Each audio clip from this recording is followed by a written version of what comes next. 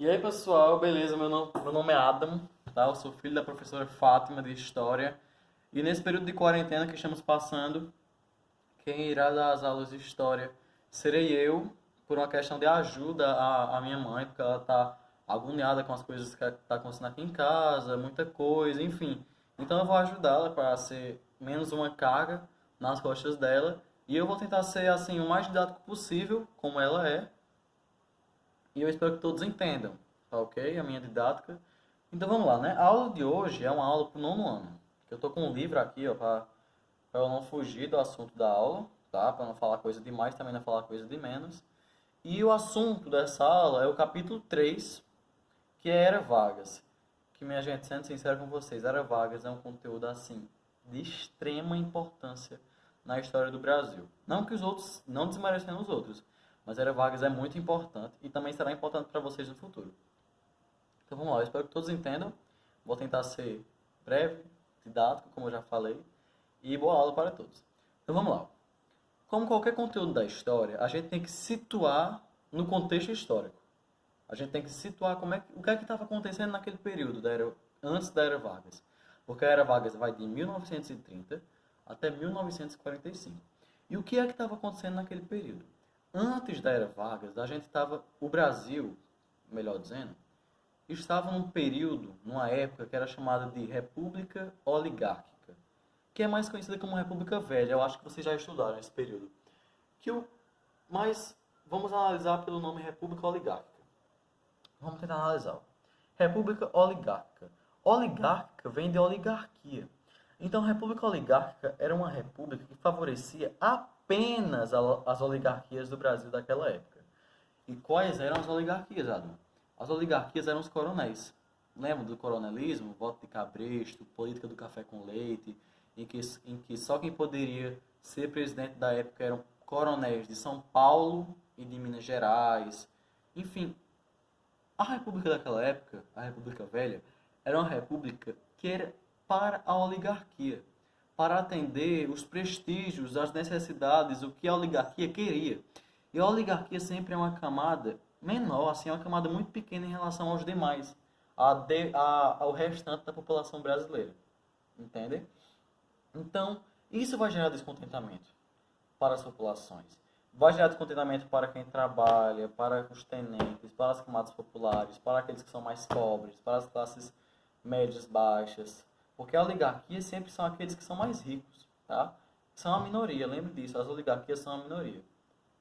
Então, o restante da camada populacional, ela irá se revoltar contra essa oligarquia, ou seja, a república oligárquica. E daí surgem várias revoltas. Aí vamos listar algumas aqui: Canudos, Cangaço, Contestado, Revolta da Vacina. E teve uma que foi essencial para a chegada de Getúlio Vargas ao poder, que é o que a gente chama de tenentismo ou então revolta tenentista, que era liderada, organizada por tenentes, por isso tenentismo. E tiveram duas, tá? Só que teve a segunda, foi a que se mais destacou e foi a mais importante. Das duas, ela foi a mais importante, que é a chamada Segunda Revolta Tenentista, ou então Segundo 5 de Julho, tá? Estou acompanhando aqui pelo livro de vocês, para não fugir. Então vamos lá. Esse Segundo 5 de Julho tinha objetivos fixos. E quais eram esses objetivos? Primeiro, eles queriam derrubar o presidente que estava na época, tá? Eles queriam que ele saísse, o presidente que estava na época, que era o presidente Arthur Bernardes. Eles queriam a implementação do voto secreto, porque até então o voto era aberto, ou seja, a pessoa tinha que falar em quem iria votar, era obrigatório a pessoa falar em quem iria votar, e aqueles que iriam votar, né, porque nem todos votavam. Então o voto secreto você não era obrigado a falar, você falava se quisesse, como é hoje, né, que você vai para uma urna e vota, só que é secretamente. Eles também queriam obrigatoriedade do ensino primário e também maior investimento na saúde pública, tá? Então esses eram os objetivos deles. E era um objetivo contra a República Oligárquica, não esqueçam disso. Eram movimentos republicanos contra a República Velha, ou então a República Oligárquica. E beleza, eles foram às ruas para conseguir esses objetivos. Só que com o tempo eles foram derrotados pelas tropas do governo. As tropas do governo eram mais numerosas, tinham o apoio da Força Aérea, que era mais poderosa em relação a quem estava em terra. Então eles foram derrotados. Só que eles não desistiram. Eles não desistiram facilmente. E os tenentes de São Paulo criaram a chamada Coluna Paulista, tá? Que eles iriam, era formado por cerca de 1.000 militares, que eles iriam de São Paulo até Foz do Iguaçu, que é uma cidade lá em outro estado, tá? Lá em outra província, na verdade, que antes era província, depois que veio a ser estado. E também tem outra coluna que era muito destacada, além da coluna de São Paulo, que era a chamada Coluna Gaúcha, que era liderada por um cara chamado de Luiz Carlos Prestes. E eles também iriam para Foz do Iguaçu para encontrar a coluna paulista. E ao eles se juntarem, eles iriam formar a chamada Coluna Prestes, que não tem esse nome à toa, porque ela foi liderada por Luiz Carlos Prestes, que era o mesmo líder da coluna gaúcha. E qual era o objetivo dessa coluna Prestes? Além do objetivo do segundo 5 de julho, eles também têm um objetivo principal que era andar, se deslocar, enfim, estar no interior do Brasil, se deslocar por todo o interior do Brasil. Inclusive, eles vieram até para o Crato, para vocês terem uma noção, que é o interior do Ceará, né? Para mostrar, para evidenciar às pessoas que o governo da época, a República Oligárquica, não era uma coisa que contribuía para as camadas populares, que não valia nada, que era um lixo, melhor dizendo, que a República Oligárquica não era nada, que só favorecia só a oligarquia. Então eles queriam esclarecer isso. Então eles foram andando pelo interior do Brasil, chegaram a adentrar cerca de 12 províncias brasileiras, percorreram mais de 25.000 quilômetros. Tá? E com o tempo eles foram derrotados também pelas forças do governo. Só que isso ajudou muito para, assim, despontar o instinto do brasileiro da época de que o governo não era favorável a eles, que eles estavam sendo prejudicados, entendem? Então isso foi, assim, crucial para a chegada de Vargas, e vocês vão entender agora. Essa coluna Prestes ocorreu antes da data de 1930. E no ano de 1930, após a coluna Prestes, ocorreu assim uma coisa que foi quando Vargas chegou ao poder. É tanto que o nome disso é Revolução de 30, Revolução de 1930, que foi quando Vargas chegou ao poder. E o que ocorreu? Olha só. Lembram que havia a República do Café com Leite, em que só quem poderia governar o país eram aqueles coronéis de São Paulo e Minas Gerais, que um era responsável pelo café e outro era responsável pelo leite. E eles ficavam alternando de turno em turno. Lembram disso? Pois é. O presidente que estava na época era o chamado Washington Luiz, que ele era paulista. Então, em tese, pela política do café com leite, o próximo que teria que vir era um mineiro, que era o presidente, que era o governador de Minas Gerais, chamado de Antônio Carlos. E só que, quando estava chegando a próxima eleição, o próximo mandato, melhor dizendo, o Washington Luiz ele nomeou um paulista. Ele indicou um paulista a assumir a presidência, que era o chamado Júlio Prestes, que não tinha nenhum parentesco com Luiz Carlos Prestes, só era o nome que era o mesmo. Então, ele era paulista, Júlio Prestes. E, obviamente, que o governador de Minas Gerais ele não ia aceitar isso, porque ele queria ir ao poder. E, como era uma coisa assim, de prestígio ao poder, então ele não ia aceitar.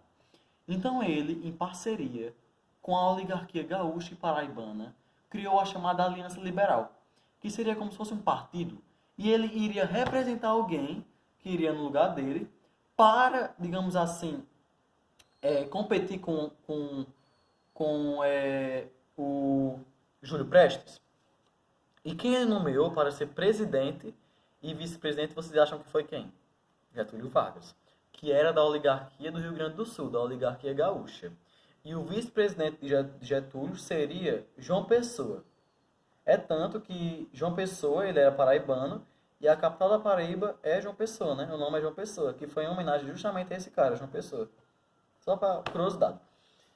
E quais foram, assim, as promessas, as propostas que Getúlio Vargas ele trouxe para ganhar mais apoio popular ainda? Porque a República Oligárquica ela já estava enfraquecida, por causa de tudo que já havia ocorrido, a coluna Prestes ela favoreceu para isso, só que, assim, medidas iriam ajudar ainda mais para que Getúlio Vargas ele viesse com mais poder ainda, assim, com mais prestígio. E quais foram essas medidas que ele fez? Que ele prometeu? Primeiro, implementação do voto secreto.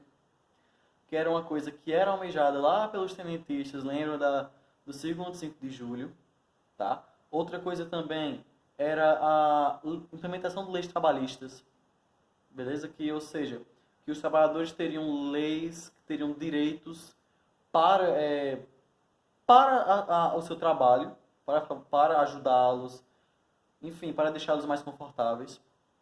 E também teria a industrialização, o incentivo à industrialização do país. Porque até então as indústrias eram precárias, assim, não tinha grande quantidade de indústria e investimentos.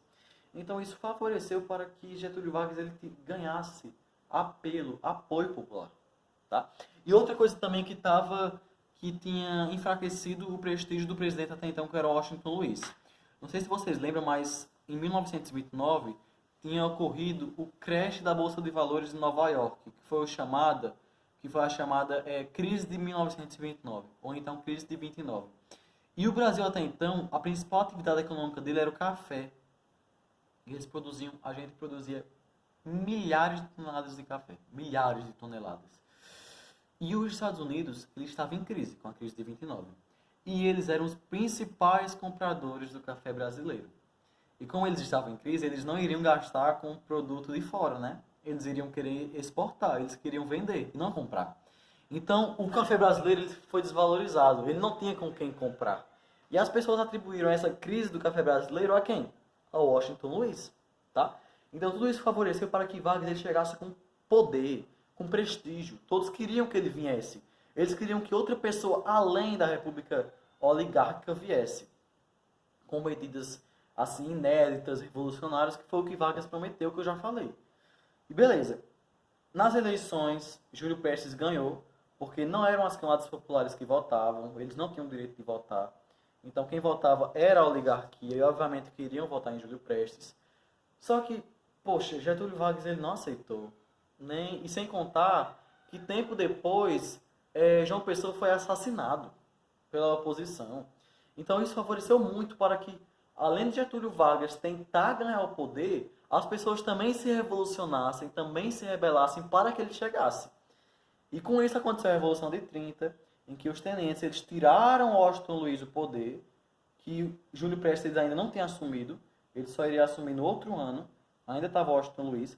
Então eles tiraram Getúlio Vargas, e Getúlio Vargas chegou ao poder, iniciando-se a Era Vargas a partir de 1930, tá? Então aí começa a Era Vargas, ele chegou a partir de um golpe, foi a partir de uma coisa indireta, não foi votar, ele não foi votado, ele chegou a partir de um golpe, ele tirou o presidente que tinha sido eleito, tá?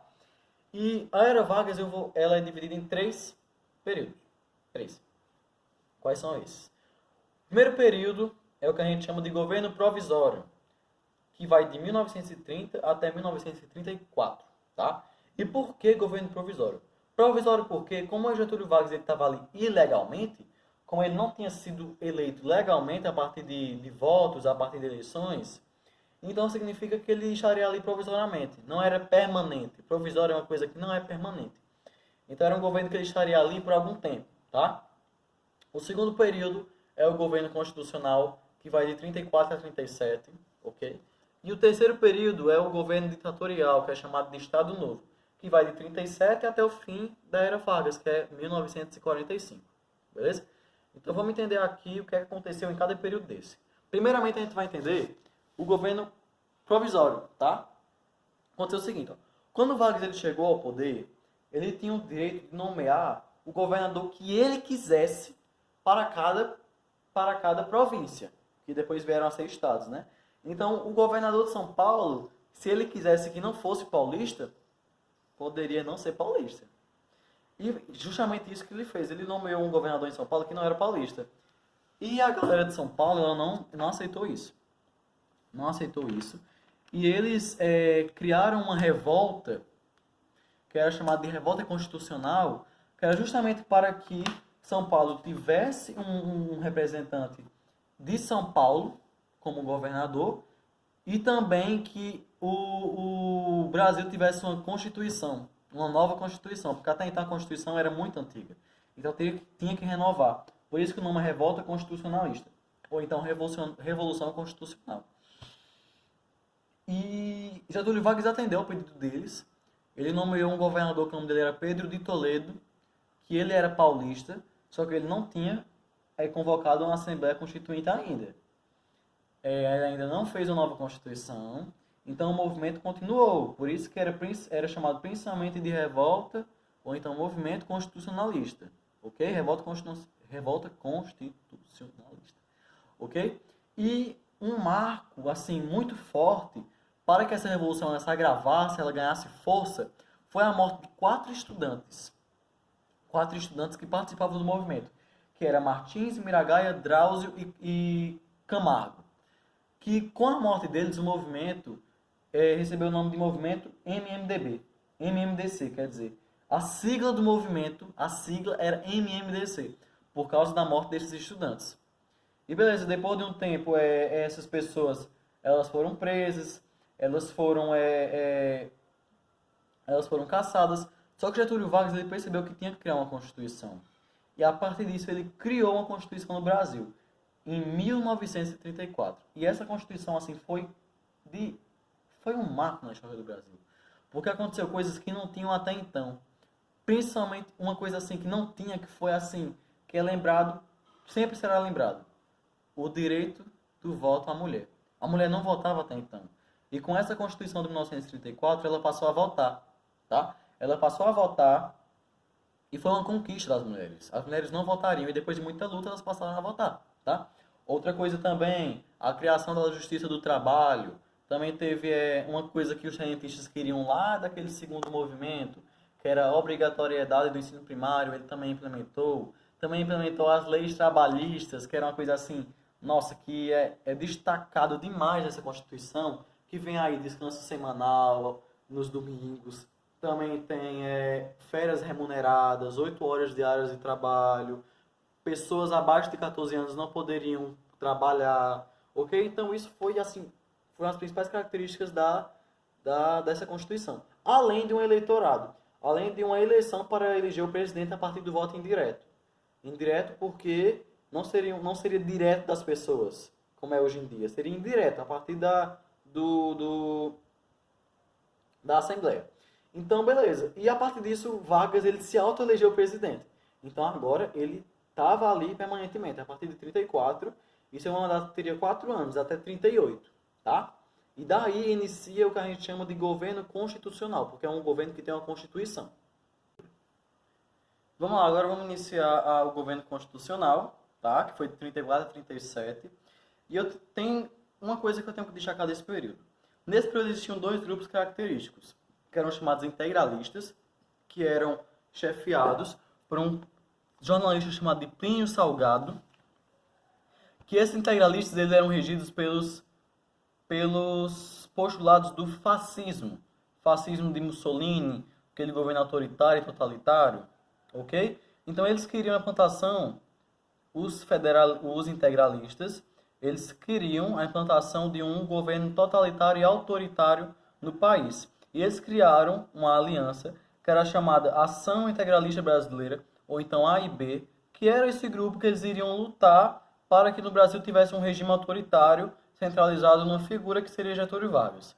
Tá? E eles tiveram vários adeptos, chegaram a mais de 100 mil pessoas que estavam nessa AIB, só que tinha um grupo que era totalmente contrário à AIB, que era a ANL, que era a Aliança Nacional Libertadora, tá? E vamos ver aqui, ó. Já que eles eram contrários, então, se um queria o totalitarismo, o fascismo, né, que o fascismo é um tipo de totalitarismo, então eles queriam, a ANL, o que a gente chama de comunismo. Eles queriam que no Brasil fosse implementado o comunismo. E eles eram liderados por Luiz Carlos Prestes. Lembram de Luiz Carlos Prestes? Pois é. E como eles queriam o comunismo, a reforma agrária, todas essas coisas populistas em prol da população, das camadas populares, eles iriam lutar por isso, né? Assim como a AIB também iria lutar pelos objetivos dele, só que teve um que se destacou na ANL, que foi a chamada Intentona Comunista, que foi um levante armado para tentar implementar o comunismo no Brasil. Ó, intentona, eles tinham a intenção de colocar o comunismo no Brasil. E Getúlio Vargas ele viu aquilo como uma ameaça ao seu governo. De qualquer forma, ele não queria que o governo fosse descentralizado, com maior autonomia às províncias, com reforma agrária, então ele viu aquilo ali como um risco. Então ele mandou prender os que estavam todos, nem que fosse assim, só uma pessoa que estivesse lá apoiando. Ele mandou prender, matar, condenar aqueles que estavam aliados à ANL, inclusive a esposa de Luiz Carlos Prestes, a chamada Olga, ela foi morta. E Getúlio Vargas, olha aí como Getúlio Vargas ele foi mestre, foi uma atacada de mestre isso. Isso foi em 1937. E um ano depois já estava marcada para o início do ano de 38 as eleições, então o mandato dele estava acabando.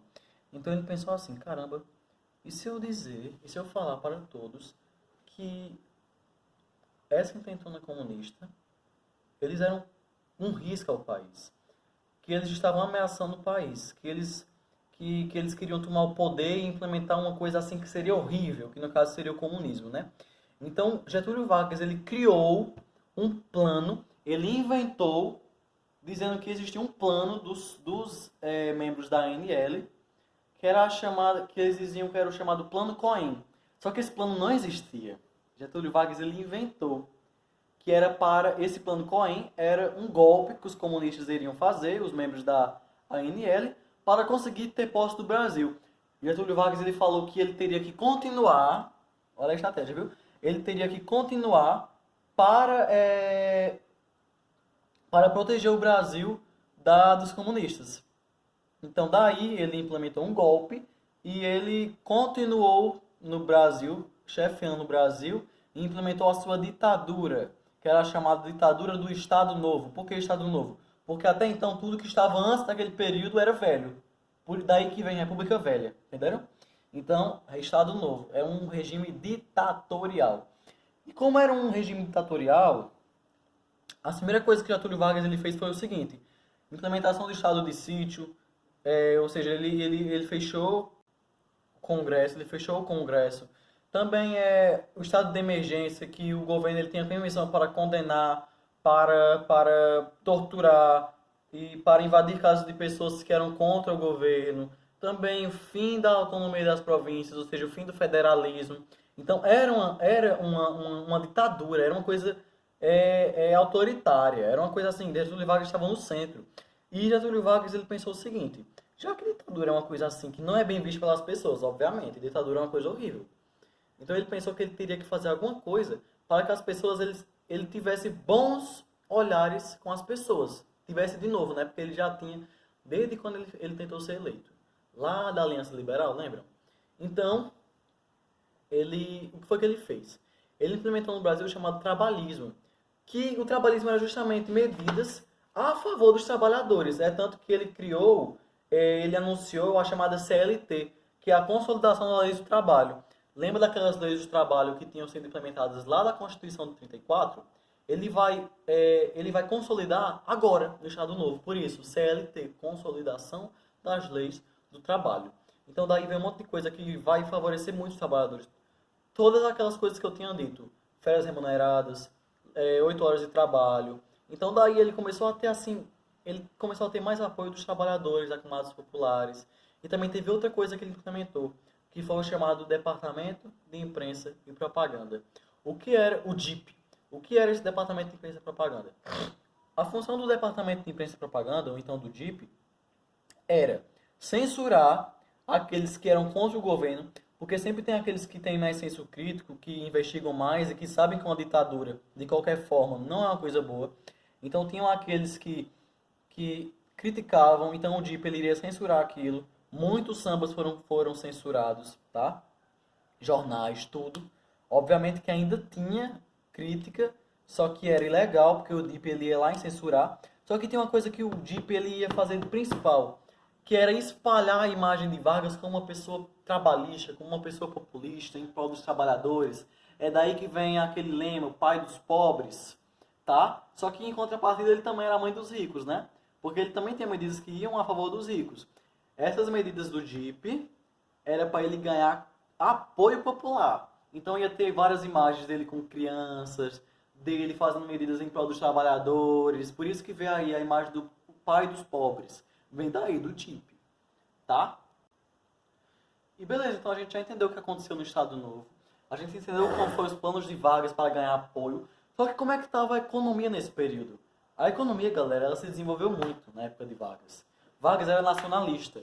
O que é uma pessoa nacionalista? É aquela que valoriza o nacional. Então, o que aconteceu? Vargas, ele... Lembra que o café estava em crise? Lembra que o café estava em crise? Então, Vargas, ele pensou o seguinte: o que é que eu posso fazer para melhorar essa crise? Na verdade, para superar essa crise. Então, ele incentivou a industrialização. O Brasil ele tinha uma industrialização muito precária até então. Muito assim, não era assim tão valorizada. Então, ele industrializou o Brasil. É tanto que ele tinha uma campanha que era a industrialização por substituição das importações, porque o Brasil estava importando muito, por causa que ele não estava, digamos assim, tendo recursos suficientes para manter um país inteiro. Então ele industrializou para ganhar, para lucrar mais, tá ok? Ele incentivou a produção de outros gêneros agrícolas, além do café, como algodão, cacau, entre outros, soja, milho. Então ele buscou meios para melhorar a economia do país. E ela melhorou muito. Também teve a criação da Companhia Siderúrgica Nacional, tá? Que era chamada CSN, lá em Volta Redonda, no Rio de Janeiro. Ele incentivou a exploração do petróleo, começou a partir de Getúlio Vargas, que foi o Conselho Nacional de Petróleo.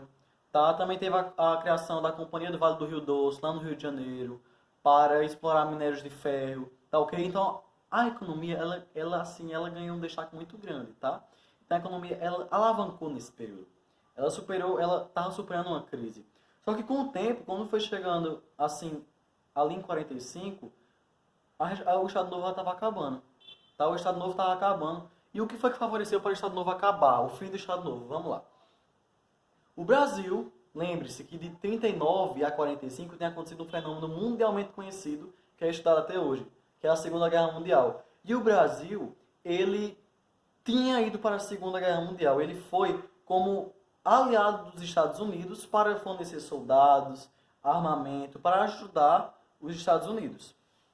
E perceba, como é que ficou um negócio assim meio estranho? Como é que Getúlio Vargas estava apoiando os Estados Unidos, que tinha parado de comprar o café brasileiro, ou seja, ele favoreceu para a crise do Brasil. Claro que os Estados Unidos também estavam em crise. Só que os Estados Unidos, do outro lado, os Estados Unidos estavam no lado anti-totalitarista, né? Do outro lado estava o totalitarismo. E Getúlio Vargas estava numa ditadura. E ditadura é um regime totalitário. Como é que ele estava num regime que não era totalitário? Ou como é que ele estava do lado de um regime que não era totalitário, que era os Estados Unidos? Então muitos se revoltaram com isso. Não, esse presidente está doido. Então teve muitos movimentos para a saída dele. E de tanto ser pressionado, ele acabou saindo. Ele renunciou e acabou o Estado Novo. Tinha gente que queria que ele continuasse, que era o movimento chamado deixa eu só lembrar aqui que eu esqueci. O queremismo, que era queremismo, de querer. Eles queriam que Getúlio Vargas continuasse. Só que ele renunciou, por causa que ele já tinha perdido todo o seu apoio, e isso é o fim da Era Vargas. Puta que pariu.